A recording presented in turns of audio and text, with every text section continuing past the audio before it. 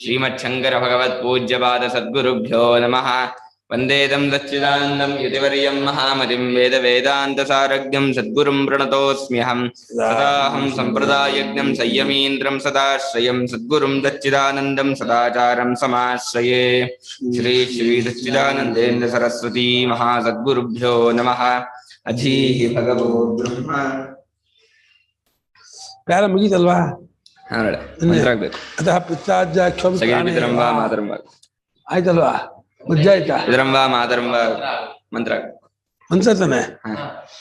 ಯದಿ ಪಿತರಂ ವಾ ಮಾತರಂ ವಾ ಭ್ರಾತರಂ ವಾ ಸ್ವಸಾರಂ ವಾ ಆಚಾರ್ಯಂ ವಾ ಬ್ರಾಹ್ಮಣಂ ವಾ सयदि पितरं वा मातरं वा भ्रातरं वा स्वसारं वा आचार्यं वा ब्राह्मणं वा ಕಿಂಚಿದ್ಭೃಶಮಿವ ಪ್ರತ್ಯಾಹ किञ्चिद्भृशमिव प्रत्याह ಧಿಕ್ವಾಸ್ತ್ವಿತ್ಯೇವೈ ನಮಾಹುಃ धिक्त्वास्त्वित्येवै नमाहुः। ಪಿತರಃ ವೈ ತ್ವಮಸಿ ಮಾತರಃ ವೈ ತ್ವಮಸಿ ಭ್ರಾತರಃ ವೈ ತ್ವಮಸಿ ಸ್ವಸರಃ ವೈ ತ್ವಮಸಿ ಆಚಾರ್ಯಃ ವೈ ತ್ವಮಸಿ ಬ್ರಾಹ್ಮಣಃ ವೈ ತ್ವಮಸೀತಿ.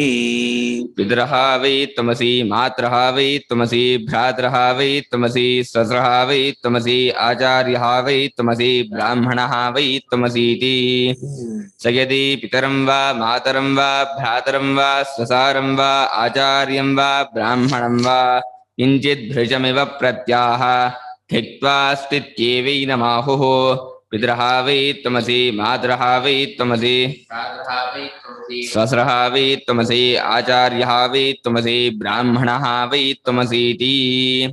सः यदि पितरं वा मातरं वा भ्रातरं वा स्वसारं वा आचार्यं वा ब्राह्मणं वा किञ्चित् भृशम् इव प्रत्याह धिक् ತ್ವಾ वा ಅಸ್ತು अस्तु इति एवैनं ಏನ್ ಸಿಂದಿದಲ್ಲ? ವಾ ಅಸ್ತು ತ್ವಾಸ್ತು ಅಸ್ತು ಇತಿ ಅಸ್ತ್ಯುತಿ ಇತಿ ಏವ ಇತ್ಯೇವ यण् ಹೌದು. कस् अस्ति ये ಇತಿ ಏವ ಇತ್ಯೇವ ಇತ್ಯೇವ. ಏನು? ಏವ ಏನಂ ಅದು एव एवैनं वृद्धि ಹಾ एवैनं आहुः ಏವ ಏನಂ एवैनं ಏವೈನಂ ಅಲ್ಲ ಏವ ಏನಂ ಹಾ एवैनं ಆಹುಃ आहुः। पितरः वै त्वमसि मातरः वै त्वमसि भ्रातरः मातरः वै त्वम् असि भ्रातरः वै त्वम् असि स्वसरः वै त्वम् असि आचार्यः वै त्वम् असि ब्राह्मणः वै त्वम् असि इति। ಸಹ ಇದೆ. ಸಹ ಅಂದ್ರೆ ಆತನು, ಅದು ಸರ್ವನಾಮ ಶಬ್ದ, ಯಾರಾದರೂ ಆಗ್ಬೋದು. ಅವರವರ ಮಕ್ಕಳು ಅವರವರ ತಂದೆಯನ್ನಾಗಲಿ, ಪಿತರಮ್ಮನ ತಂದೆಯನ್ನ, ಮಾತರಮ್ಮನ ತಾಯಿಯನ್ನ, ಭ್ರಾತರಮ್ಮನ ಅಣ್ಣನನ್ನ, ಸ್ವಸಾರನ ಅಕ್ಕ ತಂಗಿಯರನ್ನ, ಆಚಾರ್ಯನ ಗುರುಗಳನ್ನ, ಬ್ರಾಹ್ಮಣ ಯಾರಾದರೂ ಬ್ರಾಹ್ಮಣ ಯಾರನ್ನಾದ್ರೂ ಸರಿ, ಯಾವನೂ ಇಂತಲ್ಲ. ಕಿಂಚಿತ್ ಸ್ವಲ್ಪ ಭೃಶಮಿವ ಹರ್ಟ್ ಆಗೋ ಹಾಗೆ, ಬಹಳ ಬಲವಾಗಿ ಜೋರಾಗಿ ಚುಚ್ಚು ಹಾಗೇನಿಗೆ ಪ್ರತ್ಯಾಹ ತಿರಸ್ಕಾರ ಮಾತಾಡ್ಬಿಟ್ಟು, ನೀನೆಂತ ದರಿದ್ರ, ನೀನು ಎಂಥವ್ರು ಹಾಗೆ ಹೇಗೆ ಅಂತ ಹೇಳ್ಬಿಟ್ಟು ಅವನು ಒಂದು ತಿರಸ್ಕಾರವಾಗಿ ಮಾತಾಡ್ಬಿಟ್ರೆ, ತಂದೆ ಹತ್ರ, ತಾಯಿ ಹತ್ರ, ಅಣ್ಣ ಹತ್ರ, ತಮ್ಮನ ಹತ್ರ, ಗುರುಗಳ ಹತ್ರ, ಆಚಾರ್ಯ ಹತ್ರ, ಬ್ರಾಹ್ಮಣ ಹತ್ರ ಹೇಳಿದ್ಬಿಟ್ರೆ ಅವನಿಗೆ ಲೋಕದವರು ನಿಂಗೆ ಧಿಕ್ಕಾರ ಇರಲಿ ಅಂತಾರಂತೆ.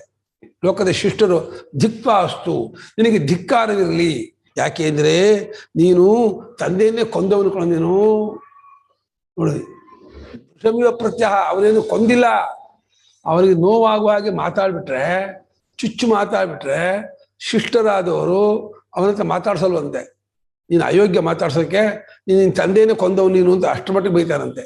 ನೀನು ತಾಯಿಯನ್ನೇ ಕೊಂದವನು, ನೀನು ಅಣ್ಣ ತಮ್ಮನ್ನೇ ಕೊಂದವನು, ಅಕ್ಕ ತಂಗಿಯನ್ನೇ ಕೊಂದವನು, ಗುರುಗಳನ್ನೇ ಕೊಂದವನು, ಬ್ರಾಹ್ಮಣನ್ನೇ ಕೊಂದವನು ಅಂತ ಹೇಳಿ ಈ ರೀತಿಯಾಗಿ ಶಿಷ್ಟರಾದವರು ಆ ರೀತಿ ದೊಡ್ಡವರಿಗೆ ಯಾರಿಗಾದರೂ ಸ್ವಲ್ಪ ಚುಚ್ಚು ಹಾಗೆ, ಮನಸ್ಸಿಗೆ ನೋವಾಗುವ ಹಾಗೆ, ಬಲವಾಗಿ ಪೆಟ್ಟಾಗುವ ಹಾಗೆ ಮಾತಾಡ್ಬಿಟ್ರೆ ಅವರನ್ನು ಬಹಳವಾಗಿ ನಿಂದಿಸ್ತಾರೆ ಲೋಕದ. ಯಾಕೆ?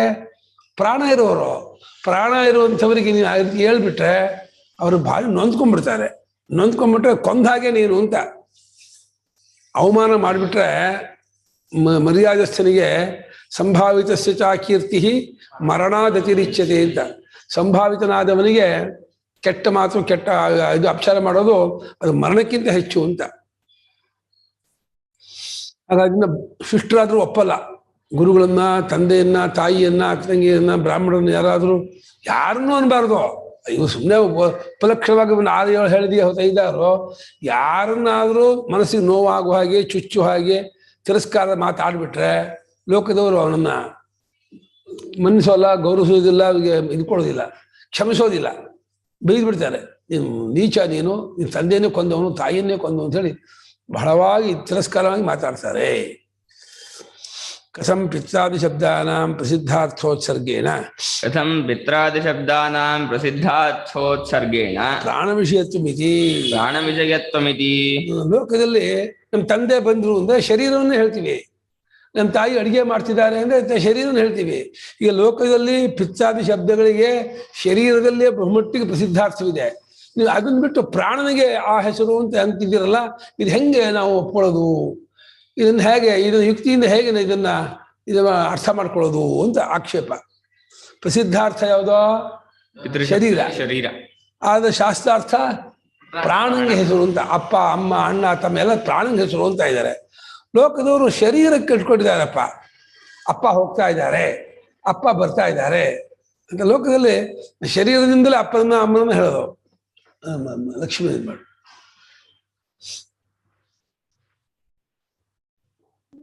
ಪ್ರಾಣ ಹೋಗ್ತಿದ್ದಂಗೆ ಯಾರು ಅಪ್ಪ ಅನ್ನಲ್ಲ. ಮೊನ್ನೆ ನೀವೇ ಹೇಳಿದ್ರಲ್ಲ ಗುರುಗಳೇ, ಅಷ್ಟೇ. ಅದನ್ನ ಅದು ಅನ್ವಯ ವ್ಯತಿರೇಕ ಮಾಡಿ ತೋರಿಸ್ಕೊಟ್ಟದ್ದು. ಅದು ಲೋಕ ಸಾಮಾನ್ಯ ಜನರು ನಮ್ಮ ಅಪ್ಪ ಅವರೇ ನಮ್ಮ ಅಪ್ಪ ಅಂತ ತೋರಿಸ್ತಾರೆ.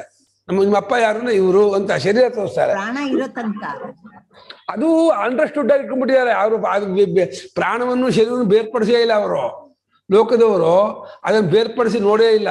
ಇದು ಶ್ರುತಿ ಹೇಳ್ತಾ ಇದೆ, ಇಲ್ಲಪ್ಪ ಅಲ್ಲಿ ಪ್ರಾಣ ಪ್ರಧಾನ, ಶರೀರ ಅಲ್ಲ ಅಂತ ನಮಗೆ ಪ್ರಾಣನ ಶ್ರೇಷ್ಠತೆಯನ್ನು ಹೇಳೋದಕ್ಕೋಸ್ಕರವಾಗಿ ಶ್ರುತಿ ಬೇರ್ಪಡಿಸ್ತಾ ಇದೆ. ಲೋಕದವರು ಒಂದು ಮಾಡ್ಕೊಂಡೇ ವ್ಯವಹಾರ ಮಾಡ್ತಿರೋದು, ಬೇರೆ ಮಾಡ್ಕೊಂಡೇ ಇಲ್ಲ. ಶರೀರ, ಪ್ರಾಣ, ಮನಸ್ಸು, ಬುದ್ಧಿ ಹಂಗೆ ಯಾವುದು ಆಚರಣೆಯಲ್ಲಿ ಇಟ್ಕೊಂಡಿದ್ರು ಅವ್ರಿಗದ್ರ ಅರಿವಿಲ್ಲ ಅನ್ಸತ್ತೆ. ಯಾಕಂದ್ರೆ ದೇಹ ತಗೊಂಡೋಗು ಅಂತ ಹೇಳುವಾಗ ಏನೋ ಒಂದು ವ್ಯತ್ಯಾಸ ಇದೆ ಅಂತ ಗೊತ್ತಾಗಿರುತ್ತೆ. ಪ್ರಾಣನ ಹೆಸರು ಅನ್ನೋದು ಗೊತ್ತಿಲ್ಲ. ಆ ರೀತಿಯಾಗಿ ನೀವ್ ಹೇಳಿ ಒಪ್ಕೋತೀನಿ, ಅದು ನಿಜ, ಅದಿದೆ. ಆದರೆ ಸಾಮಾನ್ಯ ಜನರು ಲೋಕದಲ್ಲಿ ಶರೀರ ಪ್ರಧಾನವಾಗಿ ವ್ಯವಹಾರ ಮಾಡುವಾಗ ಇವ್ರು ನಮ್ಮ ತಂದೆ, ಇವ್ರು ನಮ್ಮ ತಾಯಿ, ಇವ್ರು ನಮ್ಮ ಅಣ್ಣ, ಇವ್ರು ನಮ್ಮ ಅಕ್ಕ, ಇವರು ಗುರುಗಳು, ಇವರು ಶರೀರವನ್ನೇ ತೋರಿಸ್ತಾರೆ ಹೊರತು ಅವರು ಪ್ರಾಣ ಪ್ರಧಾನವಾಗಿ ಅವ್ರು ವ್ಯವಹಾರ ಮಾಡೋದು ಕಮ್ಮಿ. ಭಾಷೆ ಬಳಸೋವಾಗ ನಮಗ್ ಗೊತ್ತಿಲ್ಲದೆ ವೇದಾಂತ ಬಂದಿರುತ್ತೆ ಗುರುಗಳೇ. ಹಿಂದಿಂದ ಎಚ್ಚರವಾಗಿದ್ದೀನಿ ಅಂತಾನೆ ಹೇಳ್ತೀವಿ ನಾವು, ಎಚ್ಚರದಲ್ಲಿದ್ದೀನಿ ಆಮೇಲೆ ಎಚ್ಚರದಲ್ಲಿ ಗೊತ್ತಿಲ್ಲ ನಮ್ಗಷ್ಟೇ. ಹೌದು ಹೌದು ಹೌದು, ಕರೆಕ್ಟ್. ಎಚ್ಚರವಾಗಿದ್ದೀನಿ ಏನೋ ಇಡೀ ಎಚ್ಚರವೇ ನಾನಾಗಿದ್ದೀನಿ ಅಂತ ಅರ್ಥ. ಅನುಭವ ಹಾಗೆ ಇರೋದು. ಆಮೇಲೆ ಎಚ್ಚರದಲ್ಲಿ ಇದ್ದೀನಿ ಅಂತಾನೆ. ಆಮೇಲೆ ದೇಹದೊಳಗೆ ಎಚ್ಚರವಾಯಿತು ಅಂತಾನೆ. ದೇಹದೊಳಗೆ ಎಚ್ಚರವಾಯಿತು, ದೇಹದೊಳಗೆ ಕನಸಾಯಿತು, ದೇಹದೊಳಗೆ ನಿದ್ದೆ ಆಗುತ್ತೆ. ದೇಹವನ್ನ ಆಧಾರವಾಗಿ ಇಟ್ಕೊಂಡ್ಬಿಡ್ತಾನೆ, ಅಧಿಕರಣ ಮಾಡ್ಕೊಂಡ್ಬಿಡ್ತಾನೆ. ಇದೊಂದ್ಸಲ ವಿಚಾರ ವಿವೇಕವಿಲ್ಲದೆ ಬ್ಲೈಂಡ್ ಆಗಿ ಹೇಳೋ ಮಾತು. ಅನುಭವವನ್ನು ನೋಡಿದ್ರೆ ಎಚ್ಚರವಾಗಿದ್ದೀನಿ. ಇವಾಗ ಮಡಿಕೆ ನಾನು ಮಣ್ಣಾಗಿದ್ದೀನಿ ಅಂದ್ರೆ ಮಡಿಕೆ ಒಳಗೆ ಮಣ್ಣಿಲ್ಲ, ಮಡಿಕೆ ಎಲ್ಲ ಪೂರ್ತಿ ಮಣ್ಣೆ ಅಂತ ಅರ್ಥ. ಹಾಗೆ ಎಚ್ಚರವಾಗಿದ್ದೀನಿ ಅಂದ್ರೆ ಎಚ್ಚರ ಅನ್ನೋದು ಏನು ಪೂರ್ತಿ ಕಾನ್ಸೆಪ್ಟ್ ಇದೆಯೋ, ಪಂಚಭೂತಗಳು, ನಾಮರೂಪಗಳು, ಕಾಲದೇಶಗಳು, ದೇವತೆಗಳು, ಅಷ್ಟು ಸೇರಿ ಎಲ್ಲ ಅಧ್ಯಾತ್ಮ, ಅಧಿಭೂತ, ಅಧಿದೈವ ಅಷ್ಟು ನಾನಾಗಿದ್ದೀನಿ ಅಂತ ಅರ್ಥ. ಅನುಭವ ಹಾಗೆ ಅದಿದ್ರೂ ಅನುಭವ ಬಿಟ್ಟು ಹೋಗಲ್ಲ, ಆಗ ಗುರುಸೋಲ್ಲ ಯಾರುವೆ. ಪಿತ್ತಾದಿ ಶಬ್ದಗಳಿಗೆ ಪ್ರಸಿದ್ಧಾರ್ಥ ಶರೀರಕ್ಕಿದ್ರು ಅದನ್ನು ಬಿಟ್ಟು ಪ್ರಾಣ ವಿಷಯ ಅಂತ ಹೆಂಗೆ ಹೇಳ್ತೀರೋ ಅಂತ ಪ್ರಶ್ನೆ. ಅದಕ್ಕೆ ಉಚ್ಯತೆ ಸತಿ ಪ್ರಾಣೆ ಪಿತ್ರಾದಿಶು ಪಿತ್ರಾದಿ ಶಬ್ದ ಪ್ರಯೋಗ. ಸತಿ ಪ್ರಾಣೆ ಪಿತ್ರಾದಿಶು ಪಿತ್ರಾದಿ ಶಬ್ದ ಪ್ರಯೋಗ. ತದುಕ್ರಾಂತೋ ಚ ಪ್ರಯೋಗಾಭಾವ. ತದುಕ್ರಾಂತೋ ಚ ಪ್ರಯೋಗಾಭಾವ. ನೀವು ಹೇಳ್ತೀನಿ ತಗೊಂಬಂದು ನೋಡಿ, ಪ್ರಾಣ ಇದ್ರೆ ಪಿತ್ರಾದಿ ಶಬ್ದ ಬರುತ್ತೆ, ಪ್ರಾಣ ಹೋಯ್ತೋ ಪಿತ್ತ ಶಬ್ದ ಬರೋದಿಲ್ಲ. ಅದನ್ನು ಅನ್ವಯತಿರೇಕ ಮಾಡಿದರೆ ಪ್ರಾಣನಿಗೆ ಹೆಸರು ಗೊತ್ತಾಗುತ್ತೆ. ಶರೀರಕ್ಕೆ ಹೆಸರಾಗಿ ಶರೀರ ಇದೆ. ನಮ್ಮಪ್ಪ ಇದ್ದಾರೆ ಅನ್ನಲ್ಲ, ಸತ್ತು ಹೋಗಿ ಅಪ್ಪನ ನೋಡಿ ನಮ್ಮಪ್ಪ ಹೋಗಿದ್ದಾರೆ, ನಮ್ಮಪ್ಪ ಇಲ್ಲ ಅಂದ್ಬಿಡ್ತಾರೆ. ಅಪ್ಪ ಹೋದ್ರು, ಅಮ್ಮ ಹೋದ್ರು, ಅಣ್ಣ ಹೋದ್ರು. ಹೀಗೆ ಪ್ರಾಣ ಇದ್ರೆ ಸತಿ ಪ್ರಾಣೆ ಪಿತ್ರಾದಿಗಳಲ್ಲಿ ಪಿತ್ರಾದಿ ಶಬ್ದ ಪ್ರಯೋಗ ಬರುತ್ತೆ. ಪ್ರಾಣ ಹೋಯ್ತು ಅಂದ್ರೆ ಹೆಣ ಅಂತ ಹೊರತು ಅಪ್ಪ ಅನ್ನಲ್ಲ, ಹೋಯ್ತು ಕೂಗಿ ನೋಡ್ತಾರೆ, ಅಪ್ಪ ಅಪ್ಪ ಹೇಳಪ್ಪ ಹೇಳಪ್ಪ ಅಂತ ಕೂಗಿ ನೋಡ್ತಾರೆ. ಎಲ್ಲರೂ ಸ್ಟ್ರಕ್ ಆಗಿದೆಯೇನೋ, ಎದ್ದು ಬಿಡ್ತಾರೋ ಅಂತ ಆಸೆಯಿಂದ ನೋಡ್ತಾರೆ, ಹೊರಲಾಡ್ಸೆಲ್ಲ ಮಾಡ್ತಾರೆ. ಎಷ್ಟು ಮಾಡಿದೆ ಇದ್ಮೇಲೆ ಡಾಕ್ಟ್ರ್ ಕರೆಸ್ತಾರೆ. ಡಾಕ್ಟ್ರು ಇಲ್ಲ ಆಯಿತು, ಒಂದು ಅರ್ಧ ಗಂಟೆ ಆಗಿದೆ, ಏನು ಇಲ್ಲ ಹೋಗಾಯ್ತು ಅಂತ ಅಂದ್ಬಿಟ್ಮೇಲೆ ಆ ಗೊಳೋ ತಳ್ತಾರೆ. ಅಯ್ಯೋ ಅಪ್ಪ ಹೋಗ್ಬಿಟ್ಟ ಆಯ್ತು. ಯಾಕೆ ಅಳು ಬರುತ್ತೆ ಅಪ್ಪ ಹೋದ್ರೆ? ಅಳ್ಬೇಕಾ? ಅಳ್ಬೇಕು ರೂಲ್ಸ್ ವಿಧಿನ ಅಥವಾ ಅಳು ಬರುತ್ತೋ? ರೂಲ್ಸ್ ಅಲ್ಲಪ್ಪ, ಬರುತ್ತೆ ತಾನೇ. ಆದಾಗ ಅದೇ ಬರುತ್ತೆ ಗುರುಗಳೇ. ಯಾಕೆ? ಆ ಪ್ರೇಮ ಇದೆಯಲ್ಲ, ಅದು ಪ್ರೇಮಕ್ಕೆ ಏಟು ಬಿತ್ತು. ಪ್ರೇಮಕ್ಕೆ ಏಟು ಬಿದ್ದು ಕೂಡಲೇನೆ ಸೈಡ್ ಎಫೆಕ್ಟ್ ಆಗುತ್ತೆ ಪ್ರೇಮದ್ದು.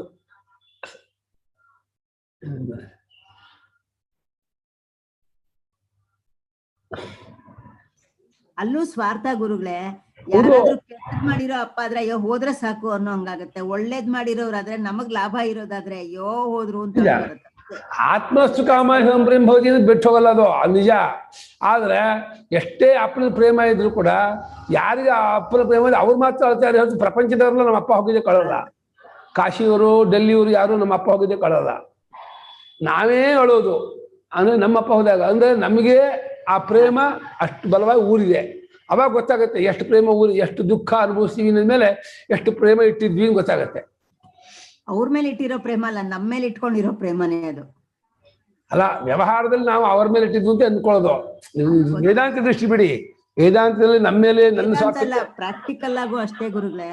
ನಮ್ಮೇಲೆ ನಾವ್ ಇಟ್ಕೊಂಡಿರೋ ಪ್ರೀತಿಗೆ ನಮ್ಗ್ ಉಪಯೋಗ ಆದ್ರೆ, ನಮ್ಗ್ ಉಪಕಾರ ಆದ್ರೆ ಮಾತ್ರ ಅಪ್ಪ ಅಮ್ಮ ಅಂತೀವಿ, ಇಲ್ಲಾಂದ್ರೆ ಆದ್ರೆ ಎಷ್ಟು ಲೋಕದಲ್ಲಿ ಆ ಹೆಂಡತಿ ಹೋಗ್ಬಿಟ್ಟು ಆತ್ಮಹತ್ಯೆ ಮಾಡ್ಕೊಂಡ್ಬಿಡೋದು, ಗಂಡ ಹೋದಂತ ಆತ್ಮಹತ್ಯೆ ಮಾಡ್ಕೊಳ್ಳೋದು, ಇದೆಲ್ಲ ಮಾಡ್ಕೊಂಡ್ಬಿಡ್ತಾರೆ. ಹೇಳಿ ಅದು ಇಂಪಾರ್ಟೆಂಟ್ ಫೀಲಿಂಗ್. ದೇವ್ರ ಹತ್ರ ಹೋಗಕ್ಕೂ ಆ ಫೀಲಿಂಗ್ ಇಂಪಾರ್ಟೆಂಟ್. ಆ ಎಮೋಷನಲ್ ಕನೆಕ್ಟ್ ಇರ್ಬೇಕು. ಮನುಷ್ಯನಲ್ಲಿ ಅದು ಎಮೋಷನ್ ಇಲ್ಲ ಅಂದ್ರೆ ದೇವ್ರ ಜೊತೆನೂ ಕನೆಕ್ಷನ್ ಆಗಲ್ಲ. ಅಲ್ಲ, ಎಮೋಷನ್ ಭಗವಂತ ಮೇಲೆ ಇಟ್ಕೊಳ್ಳಿ. ಈ ಬಿಟ್ಟು ಹೋಗೋ ವಸ್ತು ಮೇಲೆ ಎಮೋಷನ್ ಇಟ್ಕೊಂಡ್ರೆ ದುಃಖ ಆಗತ್ತಲ್ಲ. ಬಿಟ್ಟು ಹೋಗೋ ವಸ್ತು, ಬದಲಾವಣೆ ಆಗೋ ವಸ್ತು, ಮತ್ತೆ ಮರೆಯಾಗೋ ವಸ್ತು ಮೇಲೆ ಎಮೋಷನ್ ಇಟ್ಕೊಂಡ್ರೆ ಅದು ಸೈಡ್ ಎಫೆಕ್ಟ್ ಮಾಡುತ್ತೆ. ಕಸಂತದಿತಿ ಆಹಾ. ಹೇಗೆ ಪ್ರಾಣಾದಿಗಳು ಇದ್ದಾಗಲೇ ಅದು ಹೆಸರು ಅಂತ ಕೇಳಿದ್ರೆ ಅದಕ್ಕೆ ಶ್ರುತಿಯೇ ಹೇಳುತ್ತೆ. ಸಯಃ ಕಶ್ಚಿತ್ ಪಿತ್ರಾದೀನಾಂ ಅನ್ಯತಮಂ ಸಯಃ ಕಶ್ಚಿತ್ ಪಿತ್ರಾದೀನಾಂ ಅನ್ಯಮತ್ ಯದಿತಂ ಭೃಶಮಿವ ಅನನುರೂಪಮಿವ ತದನನುರೂಪಮಿವ ಕಿಂಚಿತ್ ವಚನಂ ತ್ವಂಕಾರಾದಿಯುಕ್ತಂ ಪ್ರತ್ಯಾಹ ತದಾ ಏನಂ ಪಾರ್ಶ್ವಸ್ಥಾಃ ಆಹುರ್ವಿವೇಕಿನಃ ಧಿಕ್ತ್ವಾ ಅಸ್ತು. ಸಯಃ ಅವನು ಯಾವನಾದ್ರೂ ಸರಿ ತಂದೆ ಮುಂತಾದವರನ್ನ ಪಿತ್ರಾದೀನಾಂ ಅನ್ಯತಮಂ, ತಂದೆಯನ್ನೋ ತಾಯಿಯನ್ನೋ ಅಣ್ಣನೋ ಅಕ್ಕನನ್ನೋ ಗುರುಗಳನ್ನೋ ಬ್ರಾಹ್ಮಣನನ್ನೋ ಯಾರನ್ನಾದ್ರೂ ಸರಿ ಅವಳನ್ನ ಭೃಶಮಿವ ಅಂದ್ರೆ ಬಹಳವಾಗಿ ಹಿಂದೆ ಅವರಿಗೆ ಹರ್ಟ್ ಆಗೋ ಹಾಗೆ, ಅವ್ರು ಚುಚ್ಚು ಹಾಗೆ, ನೋವಾಗುವ ಹಾಗೆ, ಅದು ಅನನುರೂಪ. ಅವರ ವಿಷಯಕ್ಕೆ ಆ ಪದವನ್ನು ಬಳಸಬಾರದು. ಯಾರ ವಿಷಯಕ್ಕೆ ಯಾವ ಪದವನ್ನು ಬಳಸಬಾರದೋ ಅಂಥ ಪದವನ್ನು ಬಳಸಿಬಿಟ್ರೆ ಅದು ಅನನುಗುಣವಾದ ಪ್ರಯೋಗ. ಅದು ಭಾಷಿಕಾರರು ತ್ವಂಕಾರಾದಿ ನೀನು ಅನ್ನೋದೇ ಅಪಚಾರ ಅಂತಾರೆ. ಅಪ್ಪನ ನೀನು ಅನ್ಬಾರ್ದಂತೆ. ನಾವೆಲ್ಲ ಅಪ್ಪನ ಬನ್ನಿ ಹೋಗಿ ಅಂತ ಹೇಳ್ತಿದ್ವಿ. ನಾವು ನಮ್ಮ ತಂದೆ ಅನ್ಬಹುದು. ತಾಯಿನ ಮಾತ್ರ ಏಕವಚನವೇ, ಬಾಮ್ಮ ತಾಯಿಯಲ್ಲಿ ಆ ಪ್ರೇಮ ಇದೆಯಲ್ಲ, ಅದು ಏನ್ ಮಾಡಿದ್ರು ಬಹುವಚನ ಬರಲ್ಲ. ಅಪ್ಪ ಸ್ವಲ್ಪ ಭಯನೇ. ಅಪ್ಪ ಆದ್ರೆ ಹಿಂಗೆ ಕೊಟ್ಬಿಡ್ತಾರಲ್ಲ, ಅದು ಭಯ. ಅಮ್ಮನಲ್ಲಿ ಅದಿಲ್ಲ, ಅಮ್ಮನಲ್ಲಿ ಹೊಡೆಯೋ ಪ್ರಶ್ನೆಯೇ ಇಲ್ಲ. ಆದ್ರಿಂದ ಅಮ್ಮ ಅಂದ್ರೆ ಬಹಳ ಪ್ರೀತಿ ಹೆಚ್ಚು. ಅಪ್ಪ ಅಂದ್ರೆ ಸ್ವಲ್ಪ ಭಯನೇ. ಎಲ್ಲ ಕಡೆಯಲ್ಲೂ ಅಪ್ಪ ಅಂದ್ರೆ ಓಟ. ಅಪ್ಪ ಬಂದ್ರೆ ಓಡೋಗಿದೆ. ಲೈಟ್ ಹಾಕಿದ್ಮೇಲೆ ಎಳಿಯೆಲ್ಲ ಓಡುತ್ತಲ್ಲ, ಹಂಗೆ ಅಪ್ಪ ಬಂದ್ರೆ ಎಲ್ಲ ಗಪ್ಚುಪ್ಪ ಇದ್ಬಿಡೋದು. ಅಮ್ಮ ಇದ್ದಾಗ ಅಮ್ಮನ ಜೊತೆಲಿ ಬಹಳ ತಮಾಷೆಯಾಗಿ ಆಟ ಆಡಿ ಖುಷಿಯಾಗಿ ಇದ್ಬೇಕು ಹೇಳೋದು. ಇದು ತ್ವಂಕಾರಾದಿ ಯುಕ್ತ. ನೀನು ಅನ್ನೋದೇ ಮುಂತಾದದ್ದಾಗಿ ಕೂಡಿಕೊಂಡದ್ದಾದ ಮಾತನ್ನ ಹೇಳ್ಬಿಟ್ಟ ಅಂತ ಆದರೆ ಆಗ ಪಕ್ಕದಲ್ಲಿರ್ತಕ್ಕಂಥವ್ರು, ಶಿಷ್ಟರು, ದೊಡ್ಡವರು, ಮರ್ಯಾದಸ್ಥರು, ವಿವೇಕಿಗಳು, ತಿಳುವಳಿಕೆ ಉಳ್ಳವರು ಅವರೇನಂತಾರೆ, ಎಂಥ ದರಿದ್ರ, ಹೀಗ ಮಾತಾಡ್ಸೋ ತಂದೆನ, ಹೀಗ ಗುರುಗಳನ್ನ, ಹೀಗ ಬ್ರಾಹ್ಮಣನ ಹೇಳೋದು, ಏನು ಮಾತಾಡ್ತಿಯಲ್ಲ, ಹೀಗ ಕೆಟ್ಟದಾಗಿ ಅಮ್ಮನ ಅಂದ್ಬಿಟ್ಟಿಯಲ್ಲ ಅಂತ ಹೇಳ್ಬಿಟ್ಟು ಅಮ್ಮನಿಗೆ ನೋವಾಗುವ ಹಾಗೆ, ಅಪ್ಪನಿಗೆ ನೋವಾಗುವ ಹಾಗೆ ಏನಾದ್ರು ಒಂದು ಮಾತನ್ನು ಆಡಿಬಿಟ್ರೆ ಲೋಕದವ್ರು ಒಪ್ಪಲ್ಲ. ತುಂಬ ತಪ್ಪು. ನಮ್ಮ ಜ್ಯೋತಿಷ್ ಶಾಸ್ತ್ರದಲ್ಲೂ ಮಾತೃಶಾಪ ಪಿತೃಶಾಪ ಅಂತ ತಗೊಳ್ತಾರೆ. ಈ ರೀತಿ ತಂದೆ ತಾಯಿನ ನೋಯಿಸ್ಬಿಟ್ರೆ ಅವನಿಗೆ ಪಿತೃಶಾಪ ಬಂದು ಅಥವಾ ಮಾತೃಶಾಪ ಬಂದು ಮಕ್ಕಳಾಗದೇ ಇರೋದು, ಐಶ್ವರ್ಯ ಅಭಿವೃದ್ಧಿ ಆಗದೆ ಇರೋದು, ಆರೋಗ್ಯ ಕೆಡೋದು, ಅನೇಕ ತರವಾದಂತಹ ಐಹಿಕವಾದಂತಹ ತುಂಬಾ ಕಷ್ಟಕ್ಕೆ ಸಿಕ್ಕಾಕೊಂಡ್ಬಿಡ್ತಾನೆ ಅಂತ ಹೇಳ್ತಾರೆ. ಇದು ಪಿತೃಭಕ್ತೋ ಭವೇಂದ್ರ ಅಂದಾಗ ಈ ಐಹಿಕ ಸುಖಕ್ಕೆ ಮಾತಾಪಿತೃ ವಿಜಯಿ ಚೆನ್ನಾಗಿದ್ರೆ ಐಹಿಕವಾಗಿ ತುಂಬಾ ಚೆನ್ನಾಗಿರ್ತಾನಂತೆ. ಆಮುಷ್ಮಿಕವಾಗಿ ದೇವತೆಗಳ ಭಕ್ತನಾಗಬೇಕು, ಐಹಿಕ ಸುಖಕ್ಕೆ ಮಾತಾಪಿತೃ ಭಕ್ತನಾಗಿರ್ಬೇಕು ಅಂತ ಒಂದು ಇದು ವಿಭಾಗ ಮಾಡಿದ್ದಾರೆ. ತಂದೆ ತಾಯಿನ ಯಾವ ಕಾರಣಕ್ಕೂ ನೋಯಿಸಬಾರ್ದು, ಬೇಡ ಮಾಡಬಾರ್ದು ಅಂತ. ಜನ್ಮ ಕೊಟ್ಟವ್ರ ವಿಷಯಕ್ಕೆ ಎಷ್ಟು ಕೃತಜ್ಞತೆ ಇಟ್ಕೊಂಡು ನಾವು ಕಮ್ಮಿನೇ. ಜನ್ಮ ಕೊಟ್ಟದ್ದು ಅಷ್ಟೇ ಅಲ್ಲ, ನಮ್ಮನ್ನು ಎಷ್ಟು ಹೆತ್ತು ಸಾಕಿ ಹೆಂಗ್ ಬೆಳೆಸಿದ್ದಾರೆ. ನಮ್ಮ ಅಷ್ಟರ ಮಟ್ಟಿಗೆ ಮಾಡಿದಾಗ ನಮ್ಮ ಮೈ ಚರ್ಮ ಹರಿದ್ಬಿಟ್ಟು ನಮ್ಮ ತಾಯಿಗೆ ಚಪ್ಪಲಿ ಹಾಕೊಟ್ರು ಅದು ತೀರೋದಿಲ್ಲ ತಾಯಿ ಋಣ. ಅಷ್ಟು ತಾಯಿ ಋಣ ಅಂದ್ರೆ ಅವು ನಮ್ಮ ಮೈ ಚರ್ಮ ಎಲ್ಲ ಕಿತ್ಬಿಟ್ಟು ಅಮ್ಮ ಹಾಕೋಬ ಚಪ್ಪಲಿನ ಅಂತ ಹೇಳಿ ನಮ್ಮ ಚರ್ಮನೇ ತಾಯಿ ಮಾಡಿಕೊಟ್ರು, ತಾಯಿ ಋಣ ಮಾತ್ರ ತೀರೋದಿಲ್ಲ. ಅಂತ ದೊಡ್ಡ ಇದು ತಾಯಿ ಸ್ಥಾನ. ಅದರಿಂದ ಮಾತೃದೇವೋಭವ, ಆಮೇಲೆ ಪಿತೃದೇವೋಭವ, ಆಮೇಲೆ ಆಚಾರ್ಯ ದೇವೋಭವ. ಜನ್ಮ ಕೊಟ್ಟ ತಾಯಿ ವಿಷಯಕ್ಕೆ ಅದು ಪುನರ್ಜನ್ಮ ತಗೊಂಡ ಹಾಗೆ ತಾಯಿಗೆ. ಅದೇ ಅಂಥ ತಾಯಿ ತಂದೆ ಮುಂತಾದ ವಿಷಯದಲ್ಲಿ ಚುಚ್ಚು ಮಾತನ್ನ, ಅನನುಗುಣವಾದ ಅವರಿಗೆ ಬೇಜಾರಾಗುವಂತಹ ಮಾತನ್ನು ಆಡ್ಬಿಟ್ರೆ ಅಲ್ಲಿ ಪಕ್ಕದಲ್ಲಿದ್ದಂಥ ವಿವೇಕಿಗಳು ಬೈದು ಬಿಡ್ತಾರೆ. ದೊಡ್ಡವರು ಒಪ್ಪಲ್ಲ, ಅವ್ರು ಎದ್ದೋಗ್ಬಿಡ್ತಾರೆ. ಇನ್ನೊಂದು ಮಾತಾಡೋದು, ಇನ್ನೊಂದು ಮಾತಾಡಲ್ಲ ಅಂದ್ಬಿಡ್ತಾರೆ. ನೀನು ಅಯೋಗ್ಯ, ನೀನು ಮಾತಾಡೋದಕ್ಕೆ ಅಯೋಗ್ಯ, ನಿನ್ನಂತ ಮಾತಾಡಲ್ಲ ಅಂತ ಹೇಳಿ ಹೊರಟೋಗ್ಬಿಡ್ತಾರೆ. ಧಿಗಸ್ತುತ್ವಾಂ ಇತ್ಯೇವಂ, ಧಿಕ್ಕಾರವಿರಲಿ, ನಿನ್ಗೆ ತಿರಸ್ಕಾರವಿರಲಿ, ನೀನು ಅಯೋಗ್ಯನ, ನೀನು ಯಾವ ವ್ಯವಹಾರಕ್ಕೂ ಇರೋದಲ್ಲ, ನಿನ್ ಜೊತೆಲಿ ಊಟ ಮಾಡಲ್ಲ, ನಿನ್ ಜೊತೆಲಿ ಆರ್ತಿಜ್ಯ ಮಾಡಲ್ಲ, ನಿನ್ ಜೊತೆಲಿ ಯಾವ ವ್ಯವಹಾರವನ್ನು ಮಾಡಲ್ಲ, ಹೋಗಿ ನಡೆಯಿಬಿಡ್ತಾರೆ. ನಮ್ಮ ಪ್ರಸನ್ನ ಈ ಇದು ಸನ್ಯಾಸಿಗಳು ಅಥವಾ ಈ ಪೀಠಾಧಿಪತಿಗಳು ತಾಯಿನ ಜೊತೆಗೆ ಇಟ್ಕೊಂತಾರೆ, ತಾಯಿಯವ್ರನ್ನ ಮಡದೆ ಇಟ್ಕೊಂತಾರೆ, ಜೊತೆಲಿ ಇಟ್ಕೊಂಡಿರ್ತಾರೆ, ತಂದೆನ ಹತ್ರ ಸೇರಿಸಲ್ಲ. ಅದಂಗೆ ಗುರುಗಳದು? ಅದು ತಂದೆಗೆ ಸನ್ಯಾಸಕ್ಕೆ ಅಧಿಕಾರ ಇದೆಯಲ್ಲ, ತಂದೆ ತಾನು ಇದಾಗಬಹುದು, ತಂದೆ ಸ್ವತಃ. ತಾಯಿಗೆ ಶಾಸ್ತ್ರ ಪ್ರಕಾರವಾಗಿ ಸನ್ಯಾಸ ಅಂತ ಈ ರೀತಿ ಇಲ್ವಲ್ಲ. ಆದ್ರಿಂದ ಮಕ್ಕಳು ಇಚ್ಛಾಗಿ ಇಲ್ಲದೆ ಹೋದ್ರೆ ಒಬ್ಬನೇ ಮಗನಾಗಿಯೋ ಅಥವಾ ಇಬ್ರು ಇದ್ದು ಸನ್ಯಾಸ ಮಾಡಿ ಅವನ ಅಣ್ಣ ತಗೊಂಡು ಹೋಗ್ಬಿಟ್ರ ಅಂದ್ರೆ ಅವನೇ ನಿಂತ್ಕೊಂಡು ತಾಯಿಗೆ ಮಾಡಿಸ್ಬೇಕು ಅಂತ ಶಾಸ್ತ್ರ ಇದೆ. ತಂದೆಗೆ ಸನ್ಯಾಸಕ್ಕೆ ಅವಕಾಶ ಇರೋದ್ರಿಂದ ಬೇರೆ ಹೋಗೋದ್ರಿಂದ ತಂದೆ ಬಗ್ಗೆ ಅಷ್ಟೇನು ತಗೊಳ್ಬೇಕಾಗಿಲ್ಲ ಕೇರನ. ಇವನು ತಾಯಿ ಬಗ್ಗೆ ತಗೊಳ್ಳೇಬೇಕು, ಏನು ಮಾಡೋಕ್ಕಾಗಲ್ಲ. ತಾಯಿಗೆ ಬೇರೆ ಆಪ್ಷನ್ ಇಲ್ಲ, ತಂದೆಗೆ ಬೇರೆ ಆಪ್ಷನ್ ಇದೆ. ಅದನ್ನ ಇವನೇ ನೋಡ್ಕೋಬೇಕು. ದಿಗಸ್ತುತ್ವ, ನಿಂಗೆ ಧಿಕ್ಕಾರ ಇರಲಿ ಅಂತ ಹೇಳಿ ಈ ರೀತಿಯಾಗಿ ನಿಂದೆ ಮಾಡಿಬಿಡ್ತಾರೆ. ಪಿತೃಹಾವೈ ತ್ವಂ ಪಿತೃಹಂತೇತ್ಯಾದಿ. ಪಿತೃಹಾವೈ ತ್ವಂ ಪಿತೃಹಂತೇತ್ಯಾದಿ. ಪಿತೃಹ ಅಂದ್ರೆ ಪಿತೃಹಂತ, ತಂದೆಯನ್ನೇ ಕೊಂದವನು ಅಂತ. ಸಾಯಿಸಿಲ್ಲ, ಆದ್ರೆ ಇನ್ನೇನು ಇಂಥ ಮಾತಾಡ್ಮೇಲೆ ಬೇರೆ ಸಾಯಿಸ್ಬೇಕಾ? ಆ ಮಾತನ್ನು ಕೇಳಿದ್ಮೇಲೆ ಸತ್ತಾಗೇನೆ ತಂದೆ. ಅಷ್ಟರ ಮಟ್ಟಿಗೆ ನೋವಾಗಿದೆ, ಬೇಜಾರಾಗಿದೆ ಅಂದಮೇಲೆ ನಿನ್ನ ತಂದೆಯನ್ನೇ ಕೊಂದವನು, ತಾಯಿಯನ್ನೇ ಕೊಂದವನು, ಅಣ್ಣನ ಕೊಂದವನು, ಹಾಗೆ ಅಂತ ಹೇಳ್ಬಿಟ್ಟು ಬಹಳ ಇದಾಗಿ ಹೋಗಿದೆ. ವೆಂಕಟು ಮಾಯ ಅಂತ ಒಬ್ಬರಿದ್ರು, ಅವರ ಮಗ ರಾಸುಕೇಶು ಅಂತ. ಅವರು ಯಾವುದೋ ಒಂದು ಹುಡುಗಿನ ಮದುವೆ ಆಗೋದಕ್ಕೆ ತಂದೆ ಹೇಳಿದರು. ಅದಕ್ಕೆ ಒಪ್ಕೊಳ್ಳೇ ಇಲ್ಲ ಮಗ. ಅವ್ರ ತಂದೆಗೆ ತುಂಬಾ ಅಭಿಮಾನ. ನನ್ನ ಮಾತು ಕೇಳಲಿಲ್ಲ ಅಂದ್ರೆ ಯಾವ ಕಾರಣಕ್ಕೂ ಅವ್ರು ಇದು ಮಾಡ್ತಿರ್ಲಿಲ್ಲ. ಅಷ್ಟೇ ಅಲ್ಲ, ಇನ್ನೊಂದು ಯಾವುದೋ ಒಂದು ಇದರಲ್ಲಿ ಅವರ ಸೀಮಂತಕ್ಕೋ ಇದಕ್ಕೋ ಒಂದು ಮುಹೂರ್ತ ತಂದೆ ನೋಡ್ಸ್ಕೊಂಡ್ಬಂದ್ರು. ಅವಾಗ ನಾನು ಮಾಡ್ಕೊಳಕ್ಕಾಗಲ್ಲ ಅಂತ ಅಂದ್ಬಿಟ್ಟ. ಹೌದಾ ಅಂತ ತಂದೆ ಮಾಡ್ಬಿಟ್ರು. ಆಮೇಲೆ ಇನ್ಯಾವಾಗ ಇನ್ನು 2 ತಿಂಗಳು ಬಿಟ್ಕೊಂಡು ಅವನೇ ಮುಹೂರ್ತ ಹೇಳ್ಕೊಂಡು ಮಾಡಿಸ್ಕೊಳಕ್ ಬಂದ.